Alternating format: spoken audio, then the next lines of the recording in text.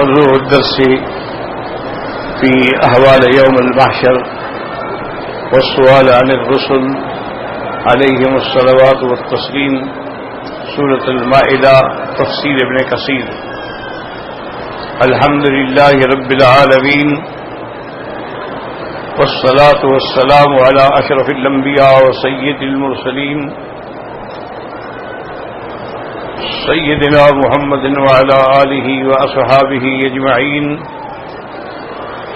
اللهم صل على سيدنا محمد وعلى آل سيدنا محمد كما صليت على إبراهيم وعلى آل إبراهيم في العالمين إنك حميد مجيد.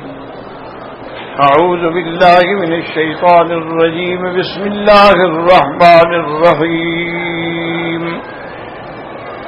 يوم يجمع الله الرسل فيقول ماذا أجبتم قالوا لا علم لنا إنك أنت علام الغيوب. إذ قال الله يا عيسى ابن مريم اذكر نعمتي عليك وعلى والدتك إذ أيدتك بروح القدس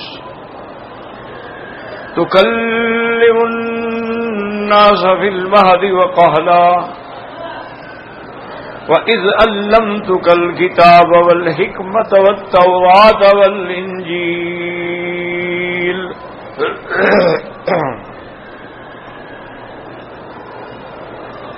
وإذ تخلق من الطين كهيئة الطير بإذني وَإِذْ تَخْلُقُ مِنَ الطِّينِ كَهَيْئَةِ الطَّيْرِ بِإِذْنِي فَتَنفُخُ فِيهَا فَتَكُونُ طَيْرًا بِإِذْنِ اللَّهِ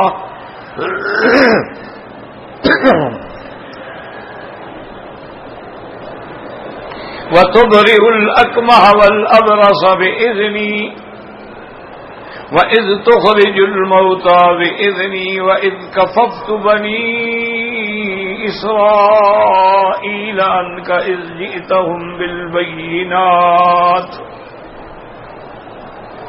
فقال الذين كفروا منهم إن هذا إلا سحر مبين. وإذ أوحيت إلى الحواريين أن آمنوا برسولي وَإِذْ أَوْحَيْتُ إِلَى الْحَوَارِيِّينَ أَنْ آمِنُوا بِرَسُولِي قَالُوا آمَنَّا وَاشْهَدْ بِأَنَّنَا مُسْلِمُونَ. اللہ تبارک و تعالی نے کلام مقدس کی ان آیات مبارکہ میں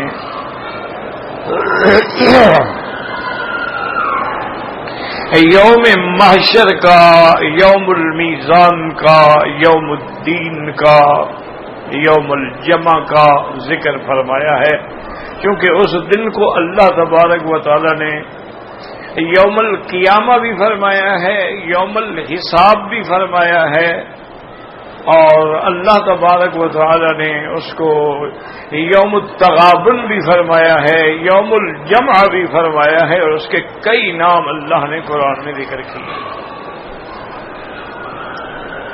اب اسی صورت مبارک میں پہلے ہم نے احکامات پڑھے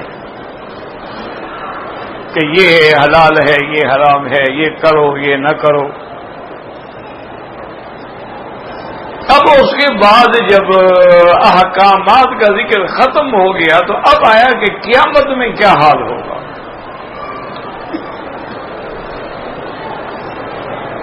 حالانکہ اللہ تبارک و تعالیٰ قیامت میں تو سب کو جمع کریں گے،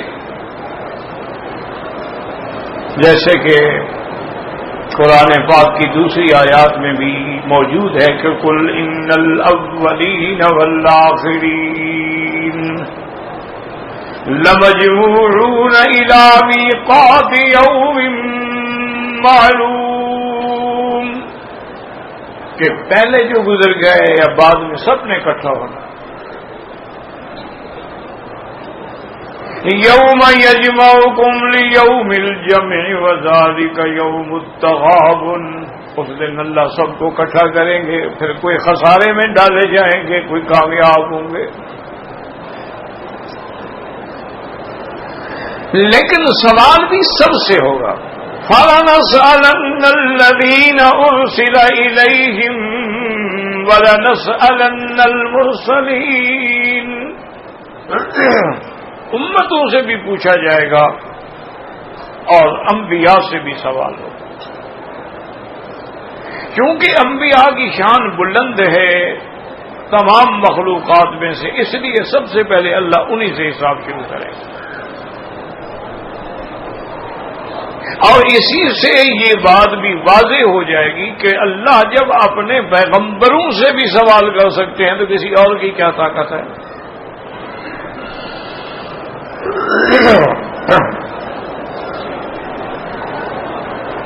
اب سب سے پہلا سوال جو ہے ان سے یہی ہوگا، ماذا اجبتم، کہ تمہیں تمہاری امتوں نے کیا جواب دیا، یعنی تمہاری بات مانی یا نہیں مانی.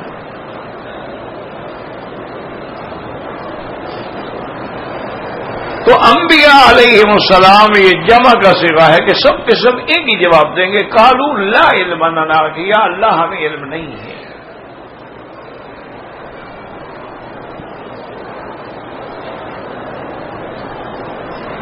تو اب قالوا لا علم لنا کا کیا معنی ہوگا، کیونکہ جو انبیاء کی وفات کے بعد اسلام لائے ان کا تو انبیاء کو علم نہیں ہے، لیکن جو ان کی زندگی میں اسلام لائے تو آپ جانتے ہیں یہ صدیق ہے، یہ فاروق ہے، یہ عثمان ہے، یہ علی ہے، یہ عشرہ مبشرہ ہیں، اصحاب بیعت رضوان ہیں، یہ اصحاب حدیبیہ ہیں، اصحاب بدر ہیں. کس کو نہیں جانتے آپ؟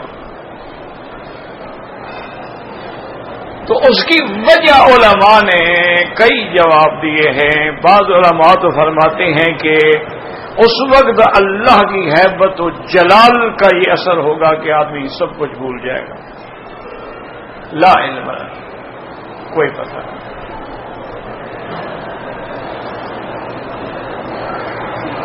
لیکن یہ جواب بھی کوئی اتنا قوی نہیں ہے.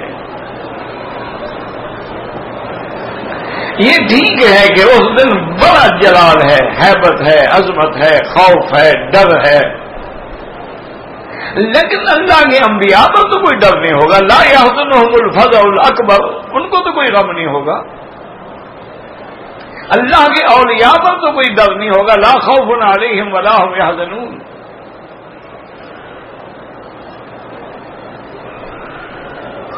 تو اس لیے یاد رکھیں کہ یہ جواب بھی کوئی ایسا قوی نہیں ہے.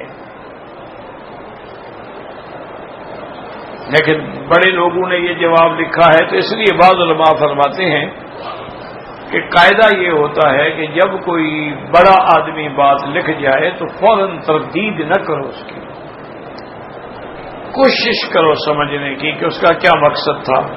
نہ سمجھ آئے کہو رحمت اللہ، اللہ اس پہ رحم فرمائے. اس کے دل میں جو مقصد تھا ہمیں کیا پتا ہے اس کو. تو بعض علماء نے فرمایا کہ یہ بات بھی ٹھیک ہے، کیونکہ قیامت کے کئی احوال ہوں گے. ایک وقت ایسا ہوگا کہ خوف نہیں ہوگا، اور ایک وقت ایسا ہے کہ سب پہ خوف ہوگا.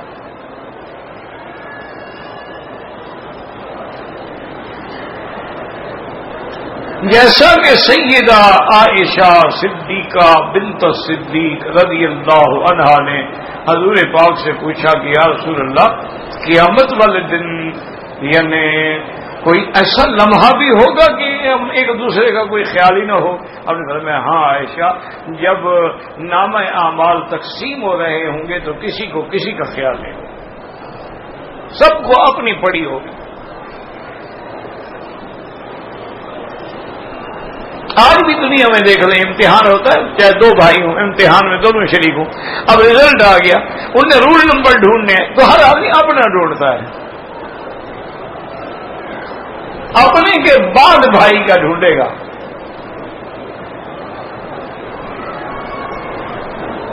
تو آپ نے فرمایا کہ ایک تو اس وقت جب نامہ اعمال تقسیم ہو رہے ہوں گے تو سب کو اپنی پڑی ہوگی کہ کیا ہوتا ہے کیا ہوتا ہے کیا ہوتا ہے۔ اور ایک فرمایا کہ جب لوگ پل صراط سے گزر رہے ہوں گے تو اس وقت بھی کوئی ماں باپ بیٹا بھائی اولاد کچھ بھی یاد نہیں ہوگا، اللہم سلم اللہم سلم، بس اللہ مجھے صراط سے گزار دے۔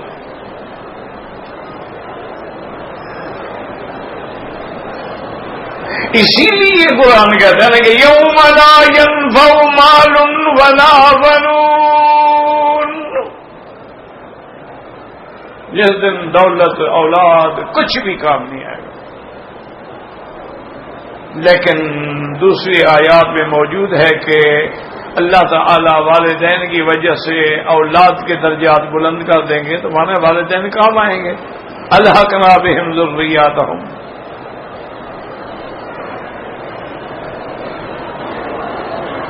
اسی طرح وکان ابوہما صالحا، تو اس کا معنی ہے کہ والدین کی صلاح جو ہے اور ان کی نیکیاں جو ہیں وہ اولاد کے بھی کام آئیں گی۔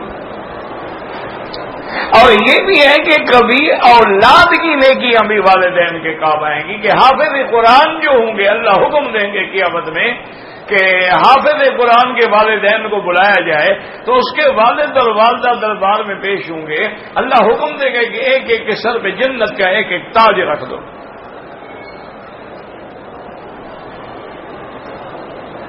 حضور نے فرمایا کہ اگر اس تاج کا جو حافظ کے والدین کو پہنایا جائے گا ایک موتی بھی اللہ دنیا میں بھیج دے نا، سورج چاند بے نور ہو جائیں گے۔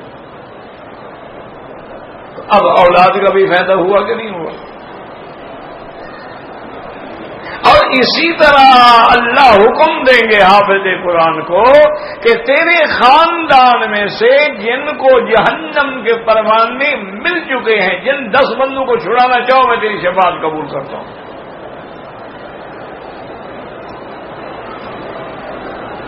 حافظ قرآن کو آپ کوئی عام آدمی سمجھتے ہیں؟ اس کا تو اللہ کے ہاں بڑا مقام ہے۔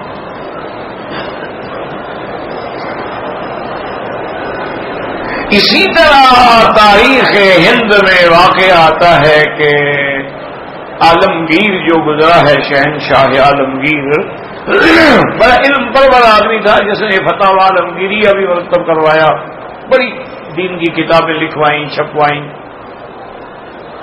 علماء سے بڑا تعلق۔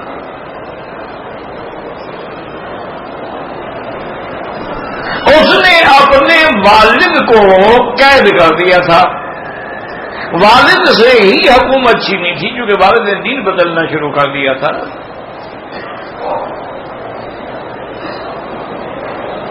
تو ان کو اس نے قید کہا گیا تھا، یہ جو آپ کا معروف ہے نا تاج محل، اسی تاج محل کے ایک حصے میں ان کو قید کر دیا۔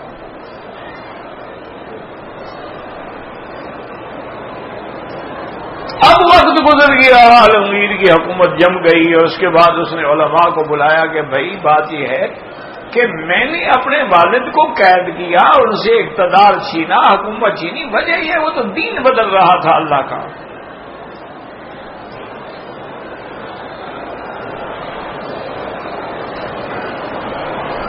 لیکن بہرحال میرا باپ ہے اور باپ کی نافرمانی بہت بڑا مسئلہ ہے، تو کوئی حل بتاؤ کہ میں اپنے باپ کو راضی کیسے کروں؟ وہ تو مجھے ملتا ہی نہیں، آنے نہیں دیتا۔ علماء نے فرمایا کہ حضرت ایسا ہے کہ آپ قرآن یہ شریف یاد کر رہے ہیں، انہوں نے کہا یا تو کتنا باقی رہ گیا؟ انہوں نے کہا ایک پارہ رہ گیا بس۔ انہوں نے فرمایا جب قرآن شریف آپ کا ختم ہو جائے نا تو ختم قرآن کے بہانے سے ایک تقریب رکھیں، اور اس میں سب علماء کو بھی بلائیں، سب کو دعوت دیں، باپ کو بھی دعوت دیں کہ میں نے قرآن ختم کیا ہے، آج تو خوشی میں شریک ہوں۔ تو آخر باپ ہے تو آ جائیں۔ تو عالمگیر نے بڑے تواضع سے خط لکھا کہ فلاں دن ختم قرآن ہے میرا تقریب ہے اور میرے ملک کے تمام علماء صلحاء اولیاء سب اکٹھے ہوں گے تو آپ بھی تشریف لائیں. تو جب وہ خط پہنچا بادشاہ کو تو مسکرائے اور اس پر لکھ دیا کہ میں نہیں آؤں گا.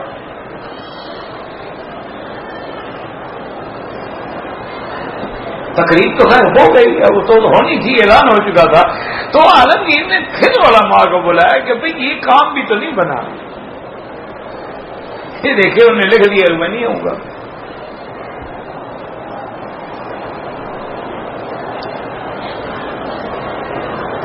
انہوں نے کہا کہ اچھا ایک ترکیب باقی ہے، آپ کا بیٹا بھی تو قرآن یاد کر رہا ہے.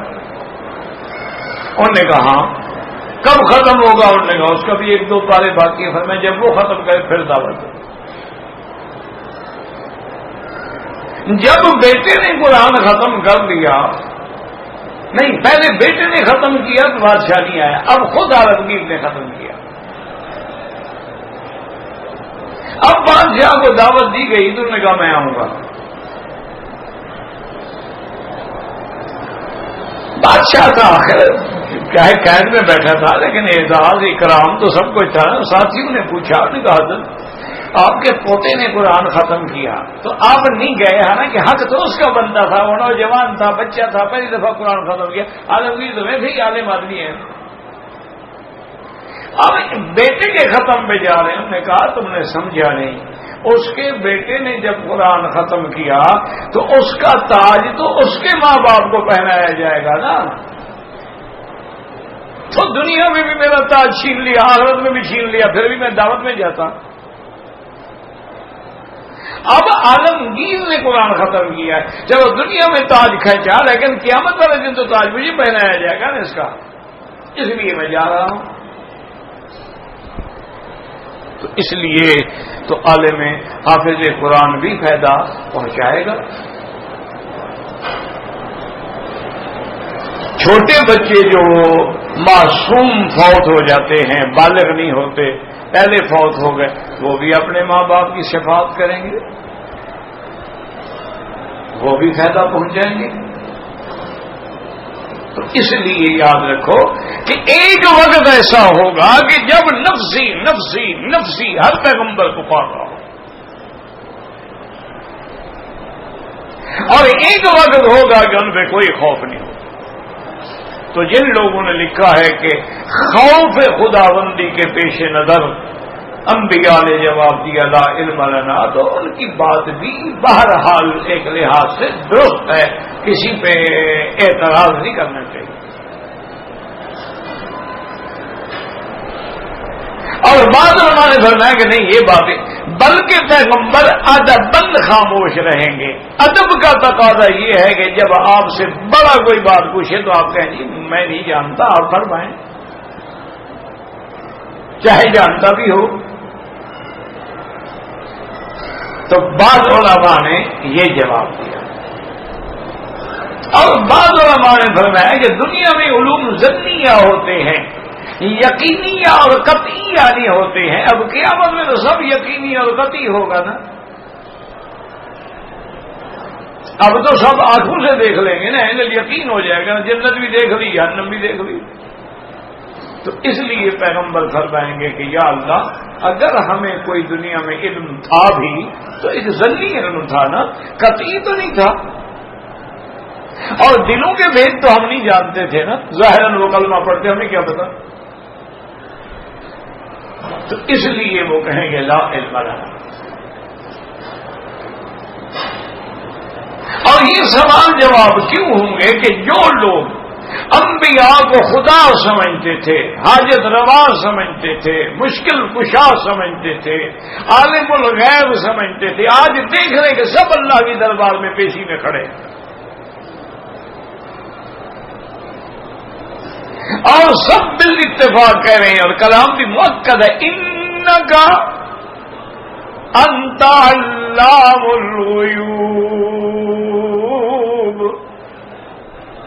کبھی مبالغے کا صیغہ اس لیے ہوتا ہے کہ اور سب سے نفی ہو جاتے کہ اور کوئی غیب جاننے والا نہیں. یہ تو سوال تھا مجبوری. اب اگلی آیت میں اللہ پاک سوال فرمائیں گے عیسیٰ ابن مریم سے. یہ انفرادی سوال ہے،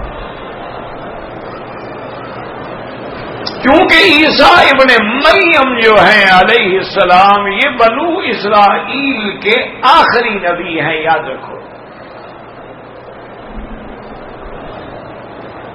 یعنی بنو اسرائیل میں جو نبوت آ رہی تھی وہ عیسیٰ علیہ السلام پہ ختم ہو گئی. اب نبوت آئی ولد اسماعیل میں، جس میں سیدنا مولانا محمد صلی اللہ علیہ وسلم تشریف لائے.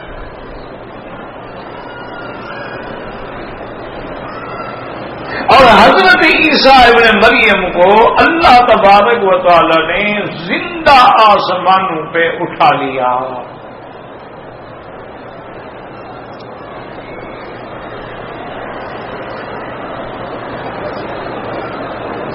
اور یہ بات ہمیشہ یاد رکھیں کہ جیسے قادیانی ہے یا اور فرق ضالہ ہیں، منکرین اسلام ہیں، منکرین دین اسلام ہیں، وہ بلا وجہ کے شبہات کرتے رہتے ہیں کہ جی اللہ نے اس حضرت عیسیٰ علیہ السلام کو کیوں اٹھا لیا. بھائی اللہ کی مرضی،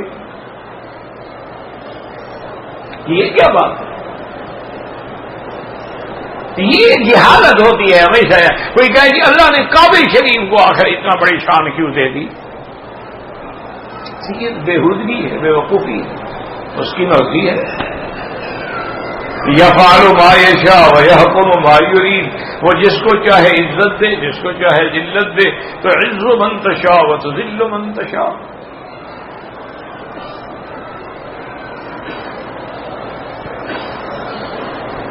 سب سے پہلی بات تو یہ ہے کہ اللہ کے فیصلے پر سوال کرنا، اور یہ کیوں ہوا اور یہ ایسے کیوں ہوا اور اگر نہ ہوتا تو مگر کیا، یہ کفر ہے، جہالت. جو اللہ نے فرمایا حق بس. ہمارے ذمہ یہ نہیں ہے کہ ہم اگر مگر کریں.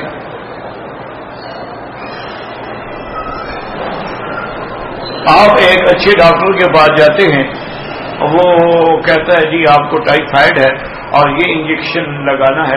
آپ کہیں جی کیوں لگانا ہے؟ اگر یہ نہ لگائیں تو مگر کیا ہوگا؟ 2 جوتے مار کے نکالو مریض، جو پاگل ہے مریض ہے.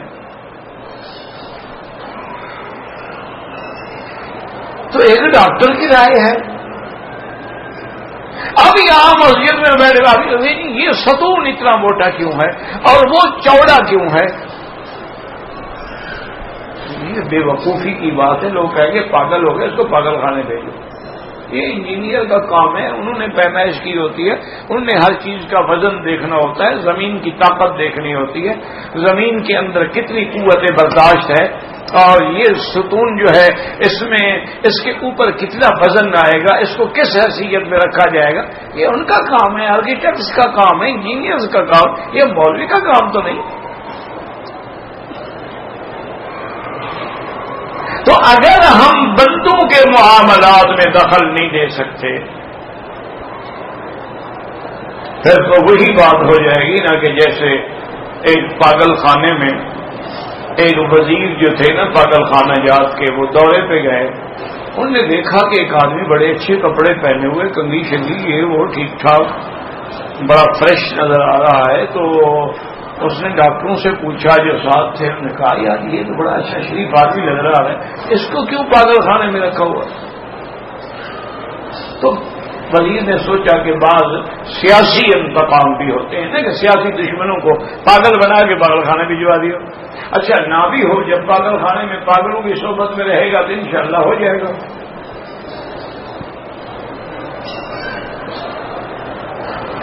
ڈاکٹر صاحب نے کہا حضرت کوئی زیادتی نہیں، یہ پاگل ہے. وزیر نہ مانا، آگے چلا گیا، السلام علیکم. انہوں نے کہا جناب وعلیکم السلام، اور ہاتھ ملایا. اس نے بڑی عزت سے ہاتھ ملایا، اور ہاتھ ملانے کے بعد وزیر صاحب کے ہاتھ کو پکڑ لیا. درمیان سے جنگڑا لگا ہوا تھا نا، تو جنگڑے میں ہاتھ دیا اور ہاتھ پکڑ لیا. اور نے کہا وزیر صاحب، انہوں نے کہا بھائی ہاتھ چھوڑو، میں منسٹر ہوں ہیلتھ کا. انہوں نے کہا میں یہاں آنے سے پہلے میں بھی ایسے کہتا تھا. اب جناب وزیر صاحب کا دماغ خراب ہو گیا. اور کہا اچھا بتاؤ کیوں پکڑا ہے؟ ہاں دیکھو نا اب آپ نے کام کی بات کی ہے. اللہ نے ہمیں 2 آنکھیں دی ہیں، ٹھیک ہے؟ انہوں نے کہا ٹھیک ہے. اگر اللہ تیسری آنکھ دیتے تو کہاں لگاتے؟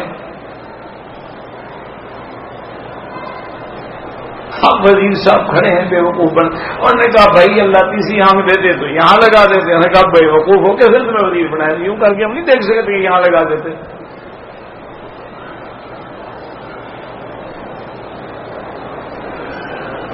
اب ڈاکٹر نے اس کو چٹ پہ لکھ کے بھیجا وزیر کو. نے کہا یہ جان نہیں چھوڑے گا، اس سے کہو بھئی میں نہیں جانتا، تم بتاؤ کہ اگر اللہ تیسری آنکھ دیتے تو کہاں لگاتے؟ تو وزیر صاحب نے پڑھ لیا اور نے کہا بھائی بات سنو، میں واقعی نہیں سمجھ سکا، تم مہربانی کر کے مسئلہ حل کرو کہ تیسری آنکھ اللہ نے رکھا. ہاں اب بات کیا کام یہ ہاتھ چھوڑ دیا تو وزیر نے اپنی جان چھڑائی، ہاتھ نکل آیا اس کا. وزیر جانے کا نہیں ٹھہرو، تم میرا جواب نہیں دے سکے، میرا جواب تو سن کے جاؤ نا. وزیر کھڑا ہو گیا، اس کا چلو بات تو نہیں پکڑو. ہم نے کہا اگر اللہ ہمیں تیسری آنکھ دیتے نا تو یہاں لگاتے. ہم نے کہا یہاں کیوں لگاتے؟ ہم نے کہا ناک میں خلل ہو یوں کر کے دیکھ لیا، گلے میں ہو اندر ڈال دی، نیچے سے کوئی خلل ہو تو انگلی دے کے دیکھ لیا تو سارے کام کرتی نا وہ آنکھ. ہم نے کہا یہاں تم ٹھیک. تو اس لیے ہمیشہ یاد رکھیں کہ یہ پاگل پن ہوتا ہے. آدمی اللہ کے مسئلے میں پوچھے جی عیسیٰ علیہ السلام کو کیوں اٹھا لیتے؟ اللہ کی مرضی ہے، بس بات ختم ہو گئی. اور حضرت عیسیٰ علیہ السلام کہاں سے کھاتے ہیں؟ ہمارے جاہل لوگ ہیں نا، عقل لڑاتے رہتے ہیں. آدم علیہ السلام کہاں سے کھاتے تھے؟ تمہارے پاس کھانے کو ہے، اللہ میاں کے پاس نہیں ہے. کلا منہا رغدن ہے تو شئتما، اللہ نے فرمایا تو آدم کو ہوا رج بچ کے کھاؤ جو کھانا ہے.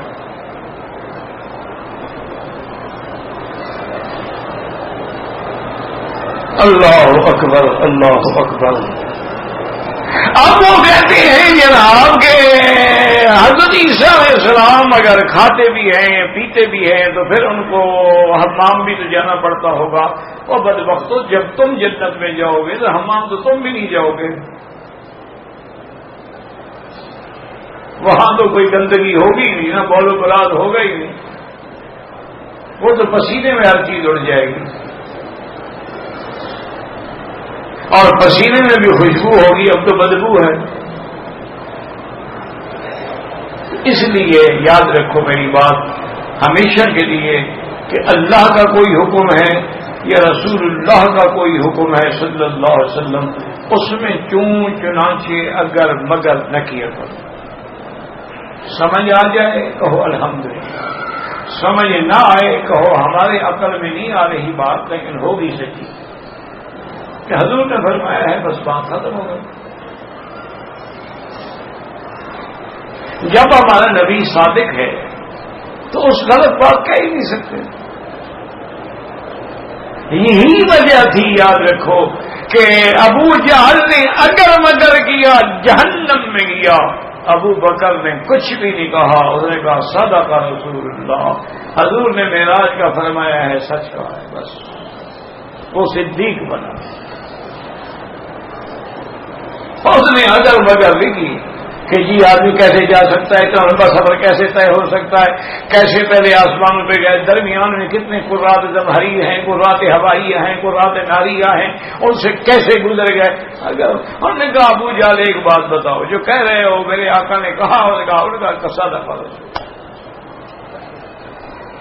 بس یہ ایمان پیدا کرو.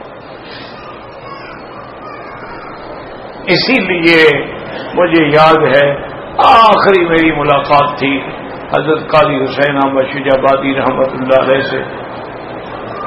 اللہ بڑے مرنج آدمی تھے، اللہ نے جمال بھی دیا تھا اور سخاوت بھی دی تھی. اچھا پہنتے تھے، اچھا کھاتے تھے، اچھا کھلاتے تھے. آخری میری ملاقات ہے ان کی سکھر میں ایک کانفرنس تھی. میرے دوست تھے عبدالحمید عباسی، اللہ ان کی قبر پہ رحمت فرمائے. وہ نواب آف بہاولپور کے داماد تھے اور انکم ٹیکس آفیسر تھے. میں ان کے گھر میں ٹھہرا ہوا تھا تو قاضی صاحب وہی تشریف لے. ان کا بھی تعلق تھا عباسی صاحب سے. وہیں آ گئے اور کہا وکیل صاحب مجھے پتہ لگا تم ادھر ہو تو میں آیا ہوں. چلو مچھلی خریدتے ہیں، آج خود پکائیں گے خود کھائیں گے. سکھر میں مچھلی بڑی تازہ فریش ملتی ہے نا، بڑی مشہور مچھلی ہوتی ہے نا وہاں. اللہ ان کی قبر پہ کروڑوں رحمتیں فرمائے. تو انہوں نے اس تقریر میں ایک شعر پڑھا تھا جو مجھے یاد ہے الحمدللہ کہ بگڑی ہوئی عقل سے حماقت اچھی اور دھوکے کی محبت سے عداوت اچھی. یہ کیا ہے؟ اور اس پر مثال دی کہ کفر ہو تو ابو جہل کا ہو اور ایمان ہو تو صدیق کا ہو، درمیان میں کوئی مقام نہیں کہ کبھی مان لیا اور کبھی نہ مانا. یہ منافقوں کا کام ہے. کعبے میں آ کر اللہ کو بھی سجدہ اور حجر اسود پہ بھی بوسا، مزاروں پہ جا کے مزاروں پہ بھی سجدہ، مزاروں کو بھی بوسا، کعبے کا بھی خلاف، مزاروں کا بھی خلاف، کعبے کی بھی قربانی اور قبروں کی بھی قربانی، کعبے کی بھی منت اور قبروں کی بھی منت، کعبے میں بھی اعتکاف اور قبروں پہ بھی نور آتا. یہ منافق مشرک اللہ کو پسند نہیں ہے.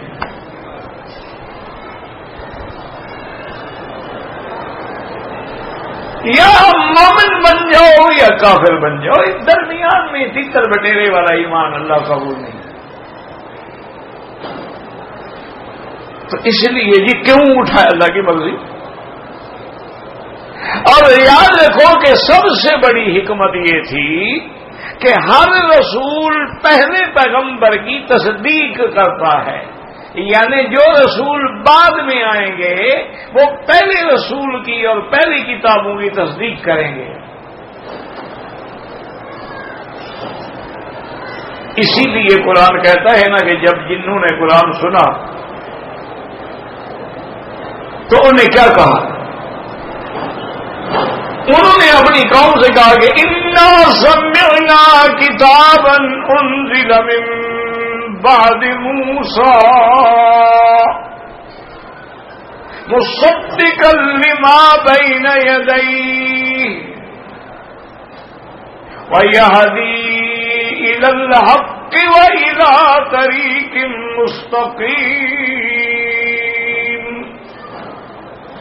انہوں نے یہی کہا کہ اے ہماری قوم، آج ہم نے ایسی کتاب سنی ہے جو موسیٰ علیہ السلام کے پاس بات سنی یا موسیٰ علیہ السلام سے سنی تھی یا محمد مصطفیٰ سے سنی ہے. اور یہ کتاب کیا کہتی ہے؟ مصدقا لما بین یدیہ، اور یہ اللہ کی کتاب جو پہلی کتابیں خدا کی گزر چکی ہیں ان کی تصدیق کرنے والی ہے اور آگے ہدایت کا رستہ دکھلانے والی ہے.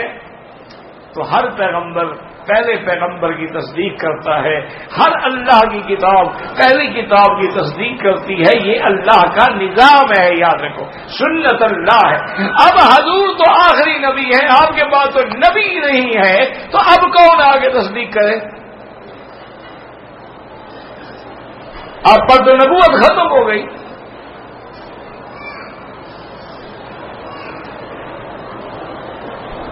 تو اس لیے اللہ نے اپنی قدرت کے نظام کو قائم رکھنے کے لیے بنو اسرائیل کے آخری نبی کو زندہ آسمانوں پہ بٹھا دیا کہ حضور کے بعد قیامت سے پہلے تم اترو گے اور تم محمد مصطفیٰ کی نبوت اور کتاب کی تصدیق کرو گے.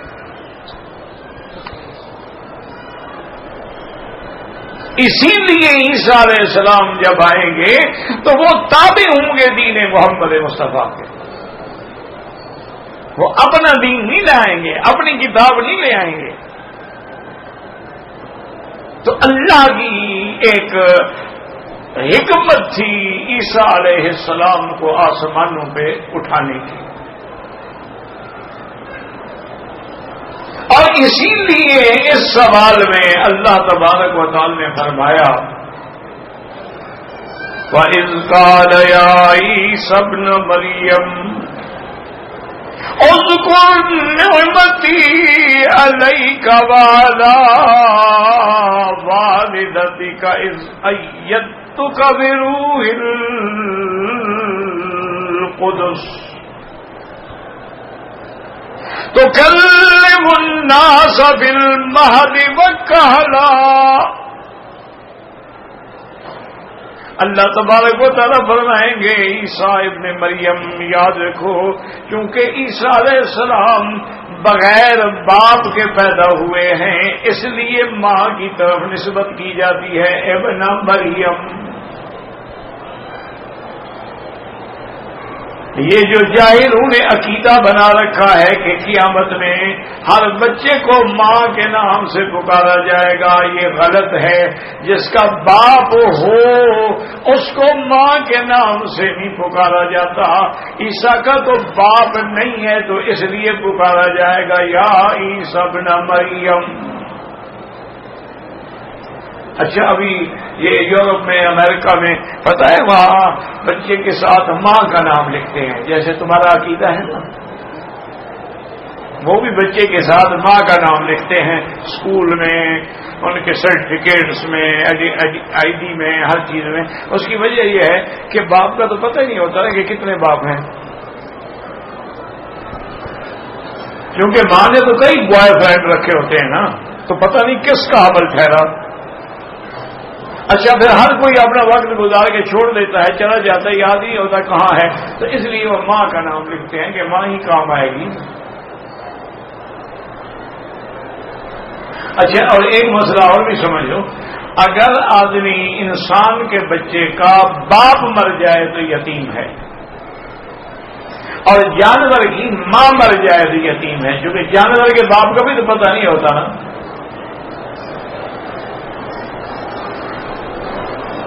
اور یہاں جو ہے یہ معجزہ ہے کہ اللہ نے عیسیٰ علیہ السلام کو بغیر باپ کے پیدا فرمایا.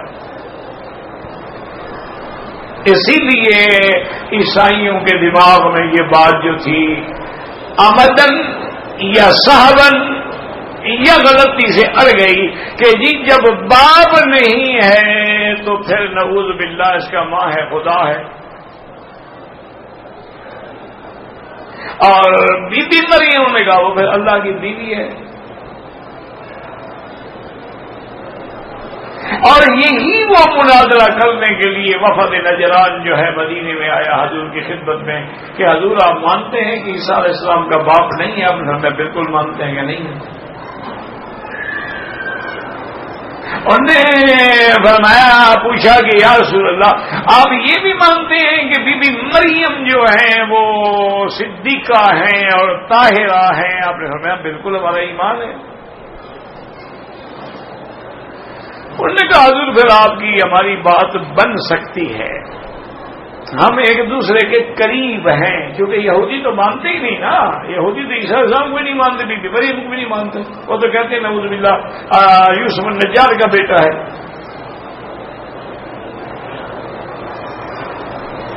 انہوں نے کہا یہ اب ہمارا ایک اشکال ہے کہ صرف اتنا بیان فرما دیں کہ اگر عیسیٰ علیہ السلام بغیر اپنے باپ کے پیدا ہوئے ہیں تو کیا دنیا میں اور بھی کوئی مثال ہے کہ کوئی بیٹا بغیر باپ کے پیدا ہوا ہو؟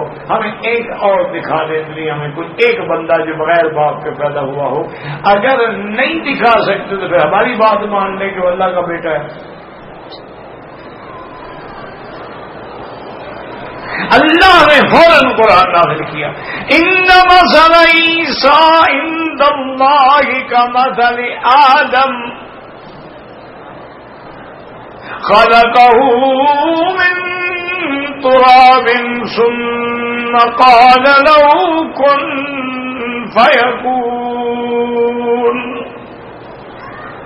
اللہ نے فرمایا میرے محبوب گھبرانے کی کیا بات ہے، میرے اور اپنے دشمنوں کو بتاؤ کہ تم تو باپ کو رو رہے ہو، اللہ نے آدم کو باپ بھی نہیں ماں بھی نہیں بغیر باپ ماں کے پیدا کیا ہے.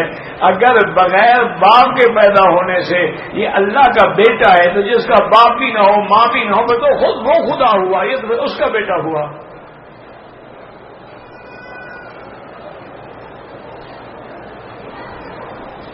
خلقه من تراب ثم قال له كن فيكون. یاد رکھو یہاں تراب جو ہے مٹی کا ذکر ہے، لیکن آدم علیہ السلام صرف مٹی سے پیدا نہیں ہوئے، تو اربع عناصر سے بنائے گئے ہیں. اس میں مٹی بھی ہے، اس میں ہوا بھی ہے، اس میں پانی بھی ہے، اس میں آگ بھی ہے، لیکن جزو آدم مٹی ہے تو اس لیے مٹی کا ذکر ہے. ورنہ دوسری جگہ آتا ہے کہ خلقتہ من طین، وہاں تین ہے، تراب نہیں ہے. اور اسی طرح اللہ تبارک و تعالی نے یہ بھی فرمایا ہے کہ مردود ابلیس نے کہا کہ لما کن اسجد لبشر خلقتہ من صلصال من حمأ مسنون. اسی طرح اللہ فرماتے ہیں قرآن میں کہ خلق الانسان،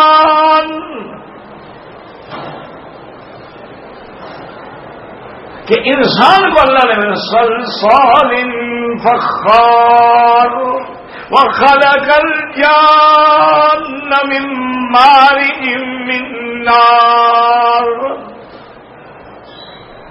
اللہ نے انسان کو کھنکھنی پکی ہوئی مٹی سے پیدا کیا. تو مانا یہ ہے کہ پہلے مٹی تھی، پھر پانی ملا، پھر گوندھا گیا، پھر سکھایا گیا، پھر پکایا گیا، تو سارے اربع عناصر اندر آ گئے.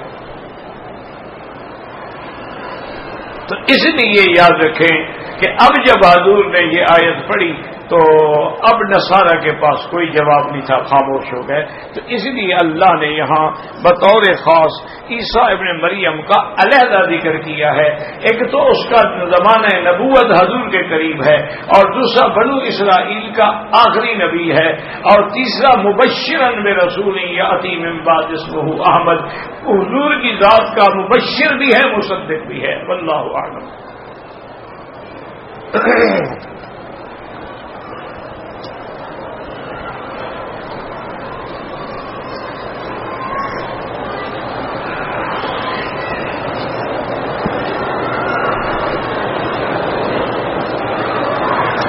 بھائی پیشاب روکنے سے تو منع کیا گیا ہے، لیکن اگر کسی آدمی کی بیماری ہے کہ پیشاب کے قطرے نہیں رکتے ہیں تو وہ انڈرویئر بھی رکھے اور ہر نماز کے لیے نیا وضو کرے. لیکن اب مغرب کے لیے جو وضو کیا ہے وہ عشاء تک کافی ہے، چاہے وہ قطرے گرتے رہیں، نماز بھی پڑھے، طواف بھی کرے، نفل بھی کرے، عمرہ بھی کرے. پھر جب عشاء کا وقت آئے گا پھر دوبارہ وضو کرے.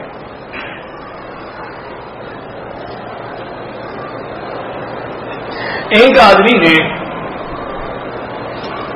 ایک وقت میں 3 دفعہ اپنی بیوی کو طلاق دی، طلاق ہو گئی، بالکل طلاق ہو گئی.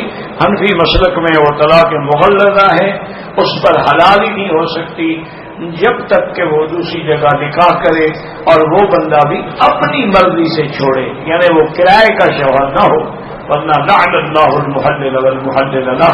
تو بہرحال تقریباً تمام ائمہ کا یہی مسئلہ ہے، لیکن ایسے مشکل مسائل میں چاہو دارالفتاء سے رجوع کر لو.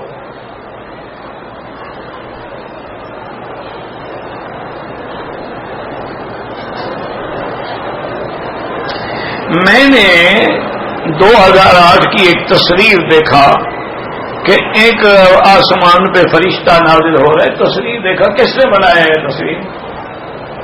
نہیں، یہ تصویر کس نے بنایا؟ فرشتے نے، پیغمبر نے، نبی نے، تم نے، کافروں نے. پہلے یہ تو تحقیق کرو نا، تصویر کیسے بنے گی؟ ایسے قصے کہانیاں ہوتی ہیں. جب بنانے والوں پر ہمارا یقین نہیں ہے تو ان کی بات ماننے کا کیا تعلق ہے؟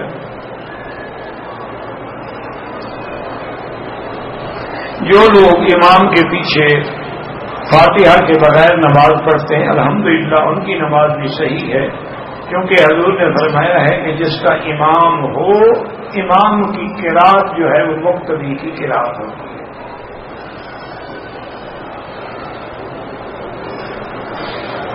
اگر کوئی آدمی مر گیا دفن نہیں ہوا، اس کی اولاد اس کے لیے عمرہ کرے، کوئی حرج نہیں، دفن ہو نہ ہو مر گیا، لوگ 2 سال دفن نہیں ہوتے۔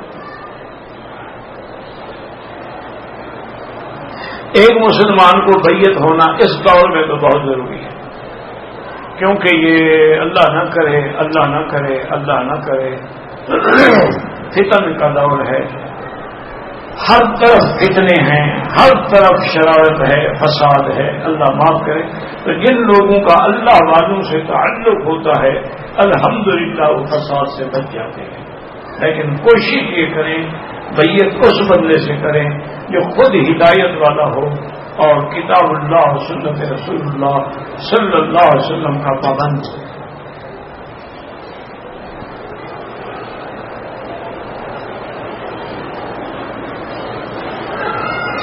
جتنے سے ایک آدمی آب زمزم مکے سے لے جاتا ہے لوگوں کو دیتا ہے، ٹھیک ہے، کیوں؟ حضور فرماتے ہیں زمزم پیٹ بھر کے پیا کرے، تھوڑا پیے تھوڑا پیے، یہ منافق کی نشانی ہے، تھوڑا پیے۔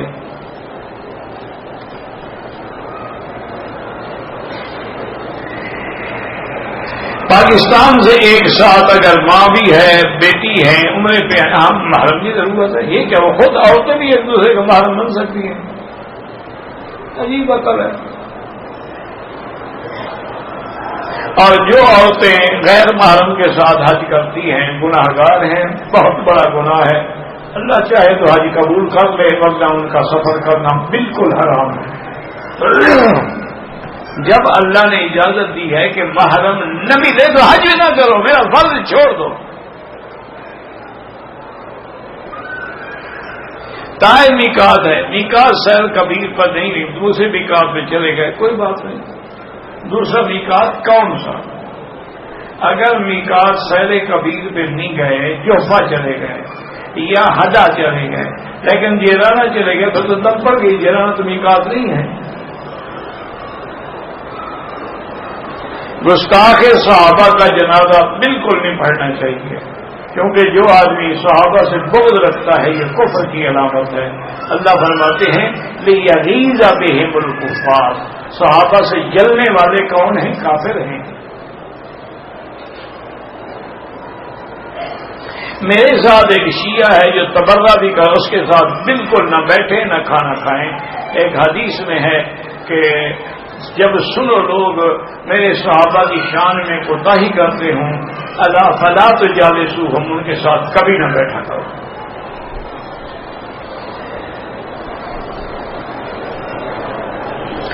دم کی رقم ہم جب بینک میں جمع کرا دیں وہاں کرا دیں، کسی دوست کو دے کے یا خود جا کے کر دیں۔ امام مالک اور امام احمد ابن حنبل، امام حنبل رحمۃ اللہ علیہ استاد امام شافعی تھے۔ امام مالک نے کوئی ہزاروں مسائل امام ابو حنیفہ سے فائدہ اٹھایا ہے۔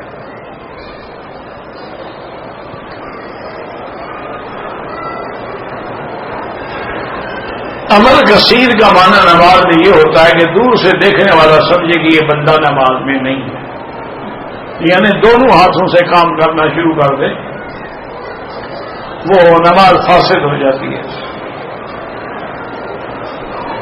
جو آدمی داڑھی مڈاتا ہو اس کو امام نہ بنائیں، کیونکہ شریعت میں وہ فاسق ہے اور امام کے لیے متقی ہونا ضروری ہے۔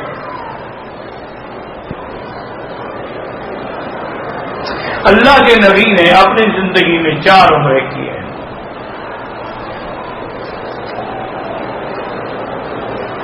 عبد الرحمن ابن صخر، حضرت ابو ہریرہ کنیت ہے۔ عبداللہ، پتہ نہیں کیا لکھا ہے، عبداللہ یا عبداللہ، بہرحال عبداللہ بڑا اچھا نام ہے، پیارا نام ہے۔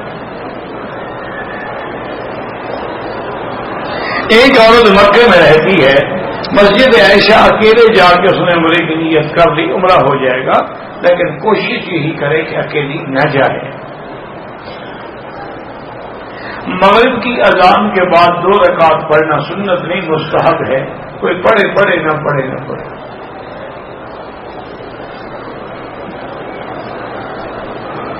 والدین اپنی عزت کے لیے بچے کی مرضی کے خلاف رشتہ کر دیں بچے سے وعدہ یہی کہ ہماری عزت کی خاطر ہاں کر دو. بہرحال بچے کو فرما برداری کرنی چاہیے والدین کی، لیکن والدین کو بھی رحم کرنا چاہیے کہ اس کے منشے کے خلاف جبر نہ کریں. ویسے بچہ مان لے اچھی بات. برما کے مسلمانوں پر جو ظلم ہو رہا ہے، انا للہ و انا الیہ راجعون، اور سب سے بڑا ظلم یہ ہے کہ پوری امت مسلمہ خاموش ہے. ولا نقول الا لا حول ولا قوة الا باللہ العلی العظیم.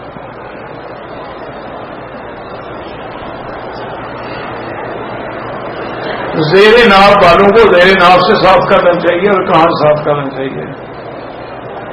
زیادہ سے زیادہ 40 دن نہ گزرے.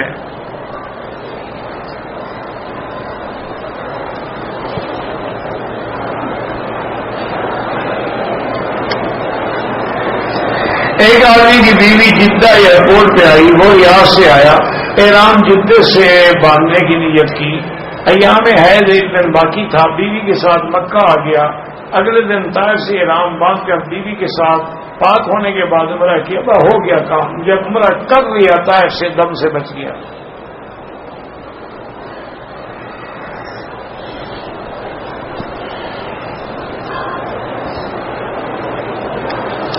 ایک آدمی اپنے باپ کے ساتھ عمرے پہ آیا، قطروں کی بیماری ہے، بہرحال باپ کی طرف سے عمرہ نہ کرے، باپ اپنا عمرہ کرے گا، وہ اپنا کرے گا.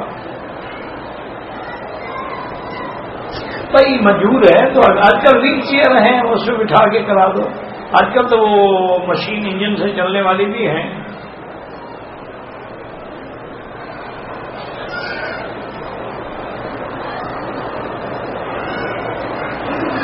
اگر ایک آدمی خود امیر ہے تو اس کی زکات لینا حرام ہے، زکات کے استعمال کرنا بھی ناجائز ہے. جدہ سے ابہا چلا گیا، اگر ایک آدمی جدے آیا، جدے سے ابہا چلا گیا، اس پہ کوئی جرمانہ نہیں. مکے آئے گا تو احرام باندھے گا.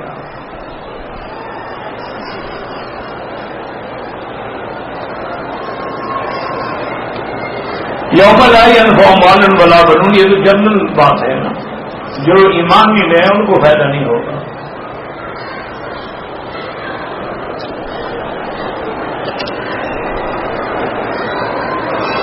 سیدہ مریم علیہ السلام بھی حضور کی بیوی ہوں گی. بہرحال کتابوں میں ذکر ہے، حقیقت اللہ جانتے ہیں. ایک تو آتا ہے امرأت فرعون کا بھی، اور بی بی مریم کا بھی، اور بی بی ام کلثوم کا بھی، باقی اللہ عالم.